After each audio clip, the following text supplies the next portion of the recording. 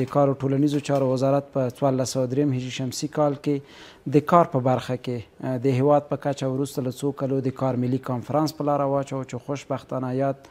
کانفرانس په کابل کې د ټولنیزو شریکانو په ګډون د اسلامي امارت د ادارو مسؤلین او د بهرنیو او نړیوالو مؤسساتو او بنسټونو د استازو او یا مسؤلینو په ګډون سره په کابل کې ترسره شو چې د یاد کانفرانس په وروستیو کې پریکړه لیک صادر شه او خوشبختانه په یاد کانفرانس کې د کار او ټولنیزو چارو وزارت هیوادوالو ته د کاري فرصتونو د رامنځته کولو او د بیکارۍ کچې د راټیټولو په موخه باندې له 15 امارتي ادارو او وزارتونو سره هوکړه لیکونه لاسلیک کړل تر څو د دغو هوکړه لیکونو پر مټ باندې تر راتلونکو 15 کلونو پورې هیوادوالو ته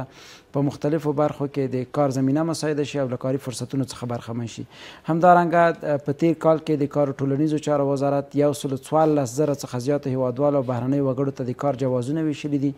یعنې یاد کسان په امارتي ادارو، خصوصي سکتور، شرکتونو، مؤسساتو کې په رسمي دندو باندې ګمارل شوي دي او دوی په یو ډول باندې د کار څښتن ګرځېدلي دي. د افغانستان د اسلامي امارت د اصولو پر اساس باندې هر هغه څوک چې په افغانستان کې د کار څښتن ګرځي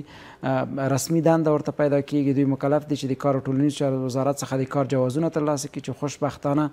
د 114,000 څخه زیاتو هیوادوالو ته او بهرنیو وګړو ته د کار جوازونه ویشل شوي دي چې دا خپله د بیکارۍ کچې په راټیټولو کې او همدارنګه د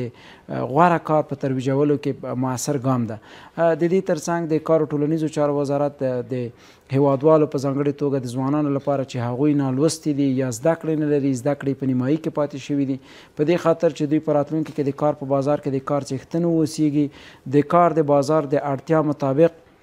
تقریبا په 80 حرفو کې چې په ټولو ولایتونو کې د فني حرفوي زده کړو مرکزونه د کار او ټولنیزو چارو وزارت لخوا فعاله شوي دي. په دغو مرکزونو کې د 40,000 په شاوخوا کې هیوادوالو ته فني حرفوي زده کړې ورکړل شوي دي چې دا خپله ډیری هغه کسان چې له دغو حرفوي زده کړو څخه فارغېږي تر ډیره پورې د کار په بازار کې د کار څښتن ګرځي او دا هم د بیکارۍ کچې په راټیټولو کې مؤثر اقدام